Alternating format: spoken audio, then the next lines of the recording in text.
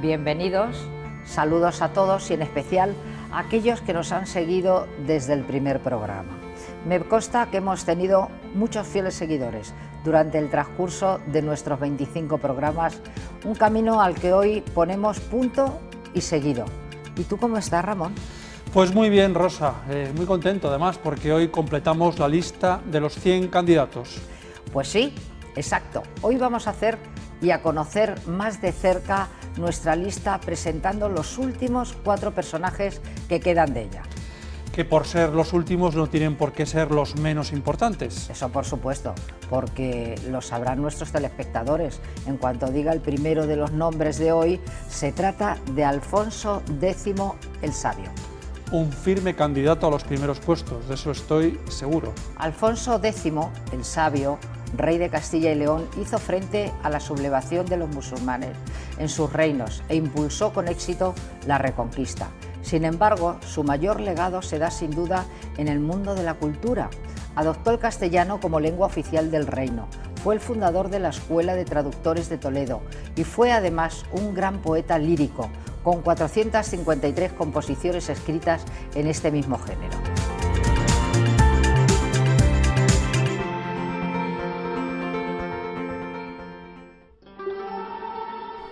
Se ha convertido en uno de los referentes de la cultura española de todos los tiempos.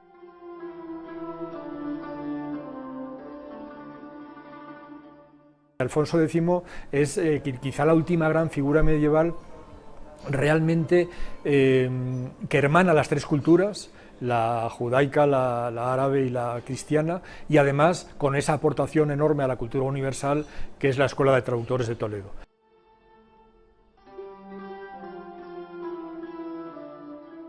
Fue el gran motor de la cultura del siglo XIII y de su herencia vivimos posteriormente a lo largo de toda la Edad Media.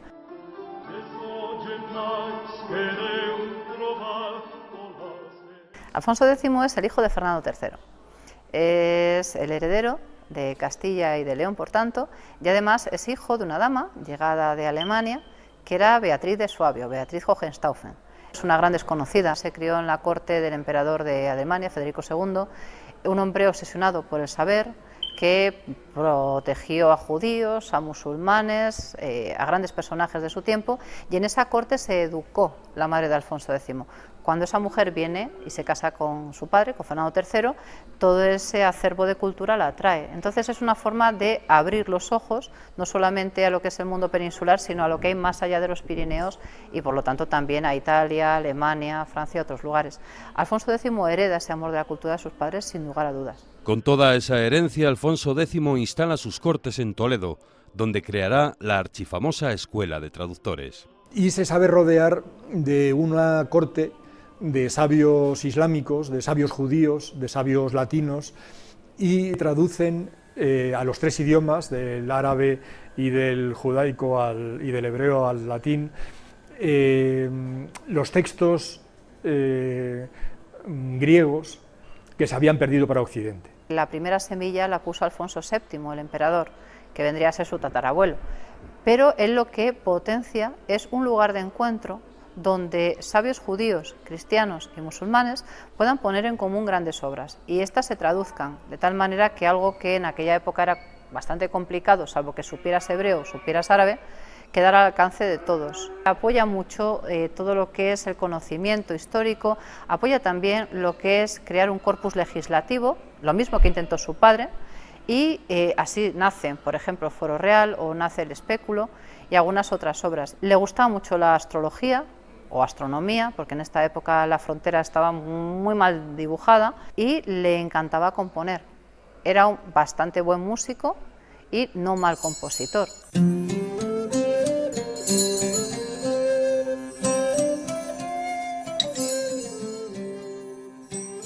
Fue un poeta y como poeta todavía hoy cuando uno recorre el Camino de Santiago pues se encuentra referencias a las cantigas de Santa María del rey Alfonso en lugares como Castrojeriz o sobre todo en Villalcázar de Sirga, donde está una de las vírgenes protagonistas de las cantigas de Santa María. Aunque muchas de sus cantigas hoy en día sabemos que no hay que atribuirlas al rey sabio, sino a gente de su entorno como Gonzalo Yáñez d'Oviñal o algunos otros. Fuera del mundo de la cultura, el rey sabio consigue otros hitos durante su reinado. Juegos que se incorporan a la vida cotidiana, como el ajedrez, de los que él es uno de los grandes propulsores y practicantes. Su gran contribución es la protección no solo a los pastores, sino a las vías pecuarias.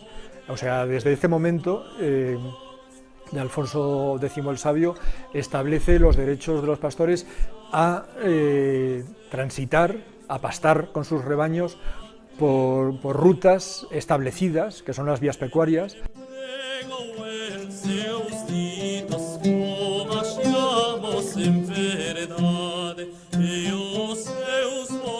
Yo creo que es, sin duda, el rey de la historia de España, hablo de la historia de España de todos los tiempos, más culto. Impulsará la Reconquista sin llegar a los éxitos de su padre y acabará su vida envuelto en disputas familiares provocadas por la herencia.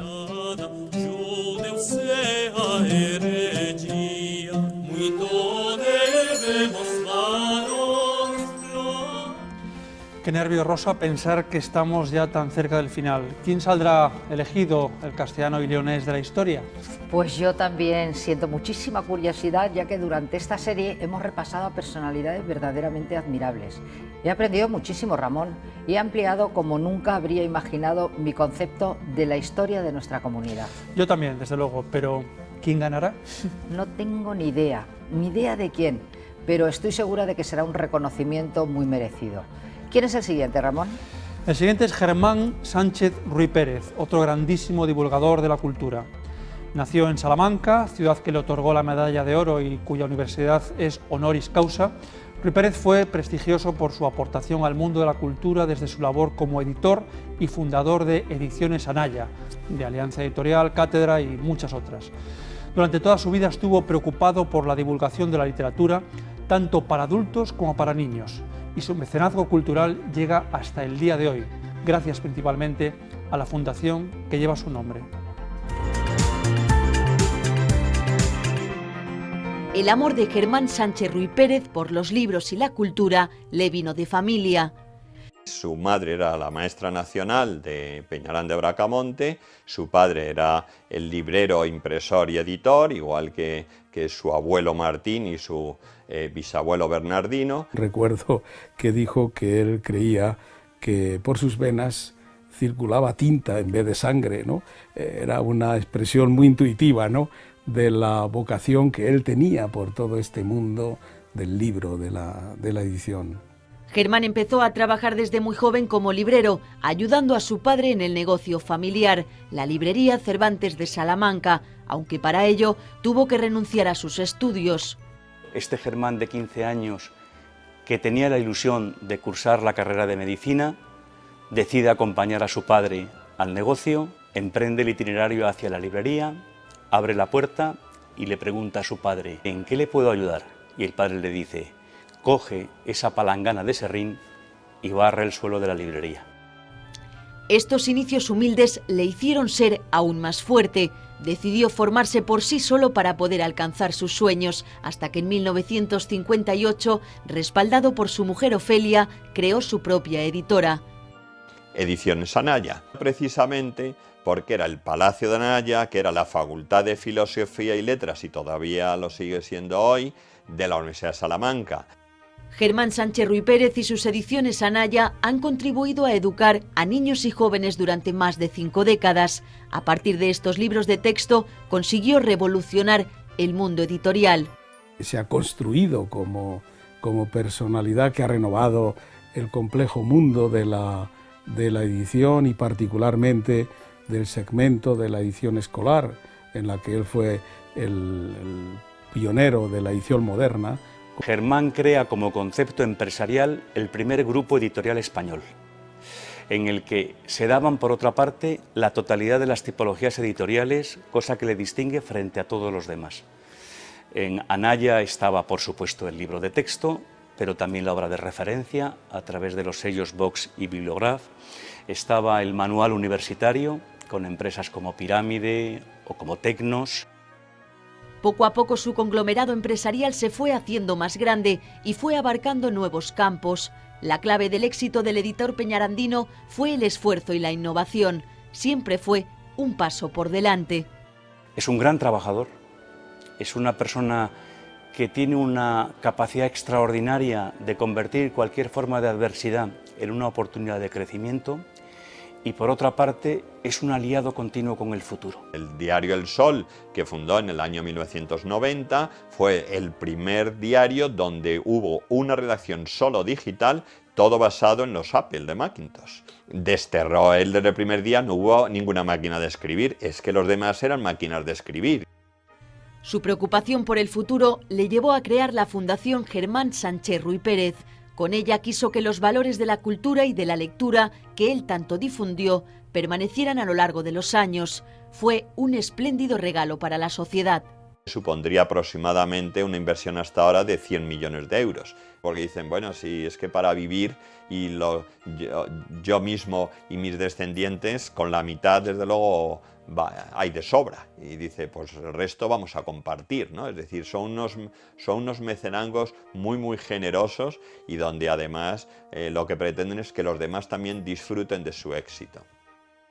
Distribuyó sus sedes entre Salamanca, Madrid y el pueblo salmantino que le vio nacer, Peñaranda de Bracamonte. Quiso implicar a todos sus vecinos en su pasión por los libros y lo consiguió. Creo que su propio lugar de origen, Peñaranda de Bracamonte, y su comarca, creo que exhibe hoy uno de los índices de lectura más importantes de nuestro país, ¿no? Y esto se debe en gran medida a la labor que a través del Centro de Animación Sociocultural que él fundó allí en su propia tierra, ha ejercido a lo largo de varias décadas en el medio rural en el que se inscribía. La Casa del Lector, en Madrid, fue su última ambición. Y él estaba entusiasmado con este último proyecto que desgraciadamente no pudo ver más que en sus inicios previos, todavía no había arrancado la Casa del Lector de Madrid, que es el sintetizador, me parece a mí, de toda la línea cultural que Germán ha llevado en las últimas décadas. Germán Sánchez Ruy Pérez murió en 2012, reconocido internacionalmente como un auténtico protector e impulsor de las letras. Sus logros empresariales siempre estuvieron acompañados de una gran labor social. Este ha sido uno de los 100 candidatos a convertirse en el castellano y leonés de la historia. Entra en rtvcyl.es para conocer más sobre los 100 candidatos. Elige el tuyo, vota y dinos por qué. Además, votando ahora en la web o desde tu móvil, podrás conseguir increíbles regalos y 10 fantásticos premios en metálico. Tú decides quién será el castellano y leonés de la historia. Rosa, tu último personaje, ¿estás preparada? Bueno, absolutamente, y además encantada de que sea un ejemplo de resistencia y de coraje. Pues nada, adelante, todo tuyo, por favor. Juan Martín Díaz, el empecinado, fue un guerrillero nacido en Castrillo de Duero, que en el campo de batalla liberó durante la Guerra de Independencia el movimiento revolucionario contra las tropas napoleónicas asentadas en territorio castellano. El empecinado llegó a convertirse por ello en general y sobre todo en héroe mítico para el pueblo. Tras la victoria, su enemistad con Fernando VII le llevó a un final trágico. Vamos a verlo. Juan Martín Díez, el empecinado, pasó de ser un humilde campesino de Castrillo de Duero a convertirse en uno de los mayores estrategas militares que se enfrentó contra la ocupación francesa en la Guerra de la Independencia. El empecinado surgió como un guerrillero que no tenía una formación militar buena, pero sus propias intuiciones, su propia forma de ser un labrador y defensor de la tierra son dotes naturales que tenía. Un acto de deshonra cometido por las tropas de Napoleón en su villa vallesoletana le hizo desenfundar su espada y empezar a luchar por la libertad de España. El primer momento en el que él se abalanza contra los franceses es porque tiene noticia de que en su pueblo los franceses han intentado abusar de una chica que él conoce. y monta una pequeña guerrilla, se abalanza contra los franceses y los mata. Fue el primer castellano que se levanta en armas contra aquella invasión francesa. O sea, cuando aquel 2 de mayo de 1808 suceden aquellos acontecimientos en Madrid, el empecinado ya lleva bastantes días, desde mediados de abril de 1808, hostigando correos franceses, convoys. Consciente de la dificultad de vencer al poderoso ejército napoleónico, el empecinado se acogió a una nueva forma de lucha, la guerra de guerrillas. Los campos de Castilla fueron sus aliados. Cuando comenzó por toda esta cuenca del Duero, pues es una zona que conocía como la palma de la mano. Entonces él se escondía en los pinares, se escondía en el monte, y ¿qué es lo que hacía? ¿Qué es lo que hacían las guerrillas? Sorprendían al enemigo de forma tan rápida que el enemigo no le daba tiempo a defenderse. Fue precisamente casi el pionero, donde las guerrillas se formaron, que luego ya han sido un ejemplo para las luchas, incluso vamos a ponernos ya en la edad moderna, en la guerra de Vietnam.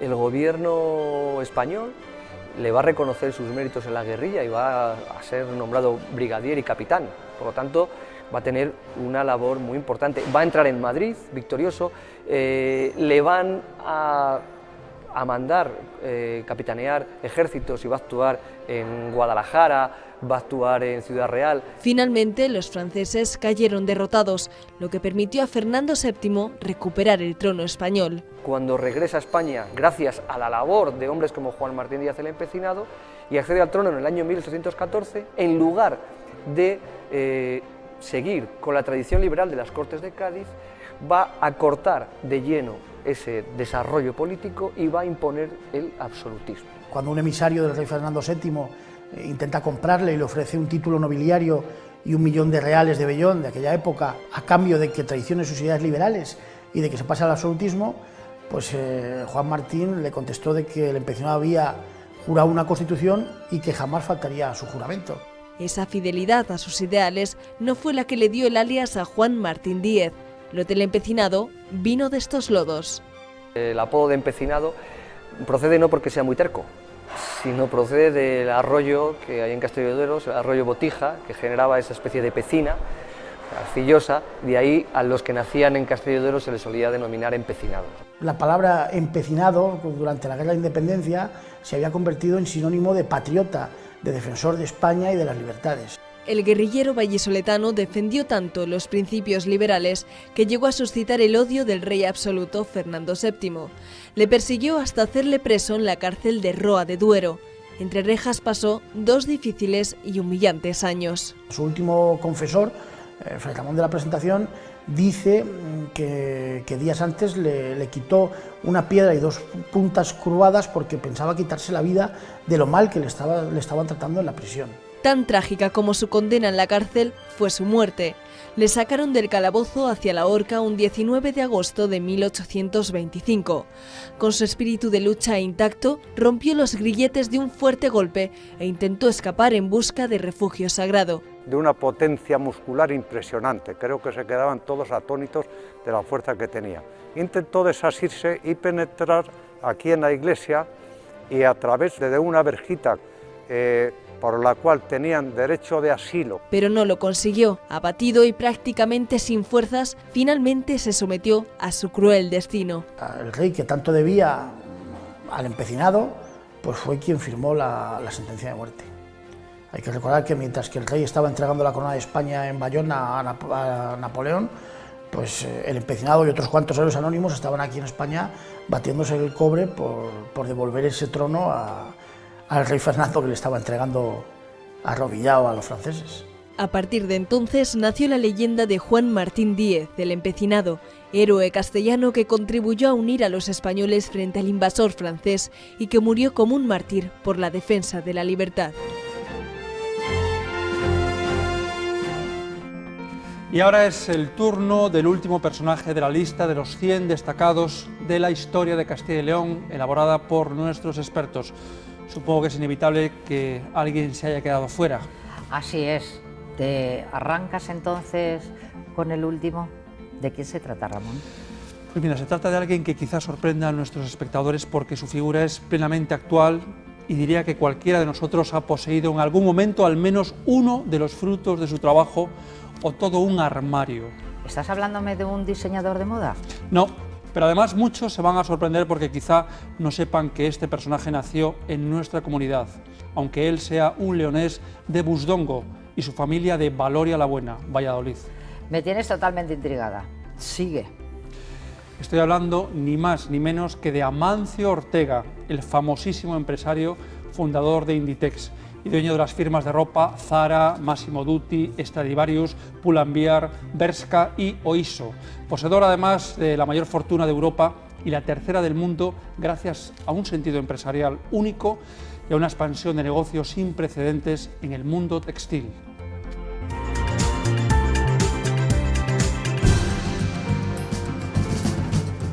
Hablar de Amancio Ortega es hablar de moda, de Zara y de Inditex, una de las compañías más rentables del mundo, todo un imperio que comenzó con una pequeña tienda de barrio. Amancio Ortega es el mejor ejemplo de hombre hecho a sí mismo. Amancio Ortega es uno de esos personajes que cada siglo, me parece a mí, hay uno, que realmente no estudió en ninguna de esas escuelas impresionantes de moda ni de negocios y sin embargo su modelo de negocio se estudia en todas las empresas, en Harvard, en el IAS, en todas las escuelas de negocios del mundo, en las mejores, se estudia su caso. Nació en Busdongo, un pueblecito de León, donde su padre allá por 1936 trabajaba como ferroviario. Sin embargo, sus vínculos emocionales y sus orígenes se asientan en estas calles, en la localidad vallisoletana de Valoria la Buena. Su madre era de aquí, toda su familia materna era de aquí, y es más, sus hermanos pues nacieron aquí en Valoria la Buena. Venían durante los periodos de vacaciones aquí a Valoria, a casa de la abuela. Que venía con su hermano aquí, porque aquí tenía los abuelos, el abuelo, que era el amo de ese bar que hay ahí. El barco de señor Ortega pues se llama Valoria. Quiere mucho a este pueblo, lo considera como si fuera su pueblo, aunque no haya nacido aquí. Y es una forma de que el nombre de Valoria y que el pueblo de Valoria pues esté cerca de él. Actualmente, según el ranking que elabora la revista Forbes, es el hombre más rico de Europa y la tercera mayor fortuna del mundo, pero no siempre fue así. Sus comienzos también fueron difíciles. Pero no disponían de dinero, les pasaba igual que a mí. Ellos pagaban una cerveza y otra, y no había para más. Te cuenta cómo él, por ejemplo, con 13 años, sintió una bofetada terrible porque su madre fue a buscarle a la escuela, pasaron por un ultramarinos para comprar la cena de la noche y escuchó, ni vio a quién lo decía, que alguien decía a su madre: señora Josefa, ya no le puedo fiar más. Entonces para él dice que fue tal la bofetada y la humillación que pensó: esto nunca le vuelve a pasar a mi familia. Hoy tiene miles de tiendas y empleados en todo el mundo. Es un gigante de la fabricación textil, la logística y la distribución que comenzó en una mercería. Allí conoció a su primera esposa y juntos se aventuraron en un negocio propio. Estaban allí colocados en una tienda pequeñita y es cuando empezaron el negocio ellos, con las mujeres. Y luego ya tuvieron que hacer la fábrica grande porque aquello se había quedado pequeño.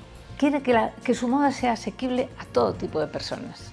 Esto es, yo creo, la clave, una de las claves del gran éxito que ha tenido este hombre y que con una visión de futuro impresionante, con una inteligencia natural, con una capacidad de observación, frente a todo esto, que es como grandioso, el hombre más rico del mundo, de los más ricos, el número 1 del retail mundial, con tiendas en las 5 partes del mundo, se mantiene con una sencillez. Es un hombre humilde, es un hombre acogedor, simpático, que se pasea por Arteixo, que es donde tiene la central, y que es un edificio precioso, y que él no tiene despacho, pero que él sabe muy bien lo que quiere para su empresa. Poco amigo de salir en fotografías y de conceder entrevistas, es discreto con su vida y con sus aportaciones, pero sabemos que le gusta ayudar. Ha colaborado en la iglesia, ha colaborado con un centro de infancia, ha regalado una cosa que hay para los niños, ha regalado un teatro y ha regalado dinero para arreglar la iglesia. A mí un día me comentó que todos sus donativos o su obligación de devolver a la sociedad lo que la sociedad le ha dado, ¿no? Es hacia los más necesitados siempre. Pero lo que no sale es impresionante, ¿no? Su preocupación por los ancianos, por los niños, por las personas que sufren, pero él no habla de esto. Amancio es el rostro de un imperio que ha levantado con esfuerzo y un hombre que, sin olvidar sus raíces, contribuye a mejorar la sociedad. Estoy muy triste, Ramón, porque parece que se completa nuestro periplo histórico. Pues para mí ha sido un placer recorrerlo contigo, Rosa, y con todos ustedes, por supuesto. Para mí también, Ramón. He estado encantada. Solo quiero hacer un apunte más. Durante los 25 programas hemos repasado la vida de nada menos que, atención, 24 escritores, 11 monarcas, 8 escultores, 7 músicos, 6 religiosos, 5 deportistas, 4 científicos, 4 políticos, 4 empresarios, 3 filósofos, 3 pintores, 3 historiadores, 3 conquistadores, 3 guerrilleros, 2 sindicalistas, 2 economistas, 2 cineastas, un arquitecto, un cocinero, una actriz, un teólogo, un bailarín, un torero. ¡Ole! Muy bien. Es una lista impresionante, pero poco más se puede decir después de haber visto a tanto personaje famoso. Una cosa sí, Rosa, que quedan muy pocos días para votar, así que no pierdan un minuto para hacerlo mediante mensajes SMS o a través de la página web de esta casa. Ahora empieza el sprint final, es el momento de apoyar con más énfasis a su personaje preferido, de recordar sus méritos y de secundarle en su avance por convertirse en el castellano y leonés de la historia. Por nuestra parte, nada más. Ha sido un verdadero placer. De verdad, espero verles pronto por las calles de Castilla y León. Hasta pronto.